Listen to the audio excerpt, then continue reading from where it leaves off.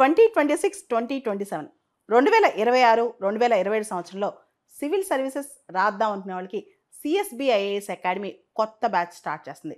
April 23వ తారీఖు బుధవారం రోజున ఈ బ్యాచ్ స్టార్ట్ అవుతుంది. ఈ బ్యాచ్ నేమ్ విశ్వవసు. మనకు తెలుసు ఉగాది పండుగలో కొత్త సంవత్సరానికి ఈసారి పేరు విశ్వవసు నామ సంవత్సరం కాబట్టి శ్రీ విశ్వవసు అని ఈ బ్యాచ్కి పేరు అనమాట. ఎవరైతే ఆన్లైన్ ఆఫ్లైన్ ఎక్కడి నుంచైనా సిఎస్బి ఐఏఎస్ అకాడమీలో కోచింగ్ తీసుకోవచ్చు. ఇది ఆఫ్లైన్ డైరెక్ట్గా వచ్చి తీసుకోవచ్చు, ఆన్లైన్. ఈ కోర్సు 11 మాసాల పాటు ఉంటుంది. ఈ కోర్సుకు సంబంధించిన డీటెయిల్స్ కంప్లీట్గా మీకు అన్ని సబ్జెక్టులు ప్రిలిమ్స్కి మెయిన్స్కి సంబంధించిన సబ్జెక్టులన్నీ కోర్సులో ఇంక్లూడ్ అవుతాయి. పాలిటీ, హిస్టరీ, జాగ్రఫీ, ఎకానమీ ఇలా రకరకాల సబ్జెక్టులన్నీ దీనిలో డీల్ చేస్తాం. ఒక టీమ్ ఆఫ్ టీచర్స్ స్ట్రక్చర్డ్గా ఈ కోర్స్ చెప్తారనమాట. దీనికి సంబంధించి ఎటువంటి డౌట్స్ ఉన్నా ఈ కోర్సులో జాయిన్ అవ్వాలనుకునే వాళ్ళందరూ కూడా ఈ వీడియో పైన డిస్ప్లే అవుతున్న ఫోన్ నెంబర్స్కి ఫోన్ చేసి ఈ కోర్సులో జాయిన్ అవ్వచ్చు.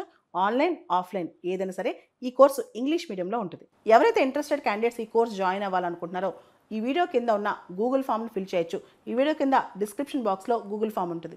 అమెరికా అధ్యక్షుడు డొనాల్డ్ ట్రంప్ మరియు ఇరాన్ మధ్య మాటల దాడి మొదలైపోయింది. డొనాల్డ్ ట్రంప్ ఇరాన్ని బెదిరించడం స్టార్ట్ చేసేశారు. డొనాల్డ్ ట్రంప్ అమెరికా అధ్యక్షుడు అయిన తర్వాత ఒమన్తో కబురు పంపించారు ఇరాన్కి. ఒమన్తో ఒక మాట చెప్పి పంపించారు, మేము ఇరాన్తో చర్చలు జరపాలనుకుంటున్నాం, రమ్మనండి అని. కానీ ఇరాన్ మాత్రం అంది, మేము డైరెక్ట్గా అమెరికాతో ఇన్వాల్వ్ అవ్వం, ఏదైనా ఇండైరెక్ట్ ఛానల్ ఓపెన్ చేస్తే మేము మాట్లాడతాం. ఎందుకంటే ఇరాన్కి ఆల్రెడీ తెలుసు చర్చలకు రమ్మని పిలిచి చాలా పెద్ద పెద్ద కండిషన్స్ పెట్టి అవి ఫాలో అవ్వకపోతే బెదిరిస్తారని చెప్పి. ఆల్రెడీ మనకు తెలుసు ట్రంప్ 1.0 టైంలో ట్రంప్కి ఇరాన్కి మధ్య చాలా పెద్ద ఇష్యూస్ అయ్యాయి. ట్రంప్ 1.0 టైంలో ఏదైతే అంతకుముందు ఒబామా అమెరికా అధ్యక్షుడిగా ఉన్నప్పుడు JCPOA ఉందో, joint comprehensive plan of action, దీన్ని మొత్తం డొనాల్డ్ ట్రంప్ రద్దు చేసి ఇరాన్ పైన విపరీతమైన ఆంక్షలు వేస్తారనమాట. ఇప్పుడు డొనాల్డ్ ట్రంప్ అంటున్నారు, ఒకవేళ కనుక ఇరాన్ టాక్స్కి రాకపోతే, చర్చలకు రాకపోతే ఇరాన్ పైన బాంబుల వర్షం, ఇంతకుముందు ఎప్పుడూ చూడనంత విధంగా, మీరు ఎప్పుడూ కని విని ఎరుగినంత విధంగా బాంబుల వర్షం కురిపిస్తాను అని బెదిరించేస్తున్నారన్నమాట. దాంతో ఇరాన్ కూడా చెప్తుంది, బాంబుల వర్షం కాదు, మేము దేనికి బెదరం, ఆల్రెడీ మేము చాలా మిసైల్స్ రెడీ పెట్టుకున్నాం, మా దగ్గర ఒక మిసైల్ సిటీ ఉంది, ఇరాన్లో చాలా ప్లేసెస్లో ఈ మిసైల్ దాచిపెట్టి ఉంచాం, అమెరికాలో ఏ సిటీనైనా మేము హిట్ చేయగలం అని చెప్పి ఇరాన్ ఎదురుగా మాట్లాడుతుంది, ఎదురు పడి మరి మాట్లాడుతుంది. అంటే డైరెక్ట్గా ఇరాన్ కూడా ఓపెన్ స్టేట్మెంట్స్ ఇస్తుంది, రండి చూసుకుందాం అని చెప్పి. సో ఒక పక్క డొనాల్డ్ ట్రంప్, ఇంకో పక్క ఇరాన్, ఇద్దరు ఇప్పుడు ఒకరికొకరు ఛాలెంజ్ చేసుకుంటారనమాట. ఇది పక్కన పెడితే డొనాల్డ్ ట్రంప్ 2015 నుంచి 2021 వరకు అమెరికా అధ్యక్షుడిగా ఉన్నారు. ఆ టైంలో ఇప్పుడు మళ్ళీ అధ్యక్షుడయ్యారు. కానీ ఇప్పటికీ ఇరాన్ పరిస్థితి కూడా మారింది. ఎప్పుడైతే డొనాల్డ్ ట్రంప్ JCPOA క్యాన్సిల్ చేశారో, ఎప్పుడైతే ఇరాన్ పైన శాంక్షన్స్ స్టార్ట్ చేశారో అప్పటి నుంచి కూడా ఇరాన్ ఇంకా తెలివిగా యాక్ట్ చేస్తుంది. చైనాతో 25 ఇయర్స్ పాటు ఒక స్ట్రాటజిక్ అగ్రిమెంట్ చేసుకుంది. అంతేకాదు రష్యాతో, చైనాతో చాలా క్లోజ్ అయింది.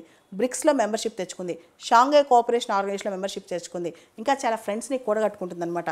ఇరాన్ అంత ఈజీగా ఇరాన్ లొంగ తీసుకోవడం అంత తేలిక కాదు. ముఖ్యంగా మనం గమనిస్తే రీసెంట్గా మిడిల్ ఈస్ట్లో జరుగుతున్న ఇజ్రాయెల్ హమాస్ వార్లో హమాస్కి, హౌతీస్కి, హెజ్బుల్లాకి అందరికీ సపోర్ట్ చేస్తుంది ఇరాన్. ఎంటర్ షియా వరల్డ్, ముస్లిమ్స్లో షియా వరల్డ్ మొత్తం కూడా చాలా వరకు ఇరాన్కి సపోర్ట్గా ఉంది. దీన్ని తక్కువ అంచనేసి డొనాల్డ్ ట్రంప్ ఇప్పుడు నీపైన బాంబుల వర్షం కురిపిస్తాను, అంతేకాదు నీపైన సెకండరీ టారిఫ్స్ వేస్తాను అంటున్నాను. సెకండరీ టారిఫ్స్ అంటే ఏంటి తెలుసా?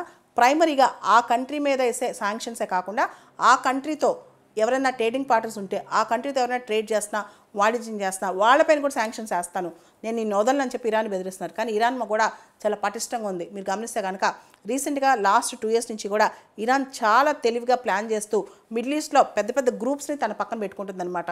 ముఖ్యంగా ఈ గ్రూప్స్ అన్ని కూడా నాన్ స్టేట్ యాక్టర్స్ కూడా ఉన్నాయి, టెర్రరిస్ట్ గ్రూప్స్ కూడా ఉన్నాయి.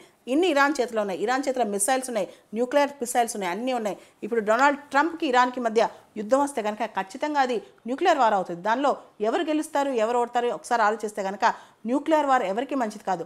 డొనాల్డ్ ట్రంప్ మాటల మనిషా, నిజంగా చేతల మనిషా, నిజంగా ఇరాన్ పైన బాంబుల వర్షం కురిపిస్తారా, ఇదంతా మనం చూడాలి. ట్రంప్ 1.0 టైంలో ఎంతమంది పైన, ఎన్ని దేశాలపైన ఎన్నిసార్లు బాంబుల వర్షం కురిపించారు మనం ఒకసారి ఆలోచించాలి. ఏమీ అంత పెద్దగా ఏం జరగలేదు. అండ్ డొనాల్డ్ ట్రంప్ ఏం చెప్పారు, నేను కనుక అమెరికా అధ్యక్షుడైతే నేను వచ్చిన అధ్యక్షుడైన మొదటి రోజే రష్యా ఉక్రెయిన్ యుద్ధం మాన్పించేస్తాను, ఒక్క రోజులోనే యుద్ధం ఆపేస్తాను అన్నాడు. 3 నెలలు అయిపోయింది ఆయన అమెరికా అధ్యక్షుడై, ఏమైనా యుద్ధం ఆగిందా? ఇంకా జెలెన్స్కీ అంటున్నాడు పుతిన్ చనిపోతాడు చూస్తూ ఉండని చెప్తున్నాడు. పుతిన్ చనిపోయేదాకా ఆ యుద్ధం ఆగదని కూడా జెలెన్స్కీ చెప్తున్నాడు. ఇంకో పక్క ఇజ్రాయెల్ హమాస్ మధ్య యుద్ధం జరుగుతూనే ఉంది.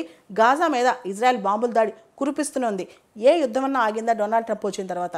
లాస్ట్ టైం డొనాల్డ్ ట్రంప్ 1.0 అప్పుడు ఎంతమంది మీద బాంబుల వర్షం కురిపించాడు? ఇవన్నీ ఆలోచిస్తే ఎవరైతే ఎక్కువ మాట్లాడతారో టారిఫ్స్ గురించి కానీ బాంబుల గురించి కానీ ఇవన్నీ కూడా వాళ్ళు చేయడానికి పెద్దగా ఏం మిగలదు అనమాట. కాబట్టి డొనాల్డ్ ట్రంప్ ఇరాన్ మధ్య ఈ మాటల యుద్ధం చాలా కాలం కొనసాగే అవకాశం కనిపిస్తోంది. చివరికి డొనాల్డ్ ట్రంప్ లాస్ట్ అంటే చివరికి వచ్చే టైంకి మనకు 2-3 యుద్ధాలు ప్రపంచంలో కనిపించవచ్చు. ఒకటి చైనా తైవాన్ ఆక్యుపై చేసుకోవడం, ఇది 2027, 2028 టైంలో మనం చూడబోయే అంశాన్ని మనం అనుకోవచ్చు. తర్వాత ఇరాన్ విషయంలో డొనాల్డ్ ట్రంప్ ఆంక్షలు, ఇరాన్ చైనా రష్యా ఇవన్నీ ఎక్కడ ఎలా సంధి కుదుర్చుకుంటాయి ఇరాన్ వీళ్ళతో? అంటే ఇరాన్ని కాపాడటానికి చైనా రష్యా ముందుకు వస్తాయి లేవా? ఇది రెండో ప్రశ్న. ఇరాన్ని కాపాడటానికి మిడిల్ ఈస్ట్లో ఎన్ని దేశాలు ముందుకు వస్తాయి? ఇవన్నీ చూస్తే కనుక డొనాల్డ్ ట్రంప్ పని అంత ఈజీ కాదు, ఈ బాంబుల వర్షం కూడా అంత ఈజీ కాదని అర్థమవుతుంది. ఇరాన్ ఇప్పటి వరకు కూడా తాను న్యూక్లియర్ స్టేట్ అని ఎక్కడా డిక్లేర్ చేసుకోలేదు. ఇన్ఫ్యాక్ట్ ఇరాన్లో ఏ లెవెల్ ఆఫ్ ఎన్రిచ్మెంట్ ఉందో ఎవరికీ తెలియదు. వెపన్స్ తయారు చేసేంత ఎన్రిచ్మెంట్ ఉంది, అంతకంటే ఎక్కువే ఉంది, అంటే పర్మిజబుల్ లిమిట్స్ కన్నా ఎక్కువే ఉంది అనుకుంటున్నారు. ఇరాన్ ఇప్పటి వరకు కూడా న్యూక్లియర్ స్టేట్ అని డిక్లేర్ చేసుకోలేదు. ఒకవేళ డిక్లేర్ చేసుకుంటే డెఫినెట్గా మిడిల్ ఈస్ట్లో చాలా అనిశ్చితి వచ్చిందనమాట. అయితే ఒకవేళ కనుక ఇరాన్కి అమెరికాకి మధ్య యుద్ధం వస్తే ఇరాన్ అప్పుడు తన న్యూక్లియర్ వెపన్స్ ఓపెన్ చేయొచ్చేమో అనే డౌట్ చాలామందికి ఉంది. ఇరాన్ దగ్గర ఆల్మోస్ట్ ఉందనే నమ్మకం కూడా చాలామంది దగ్గర ఉందన్నమాట.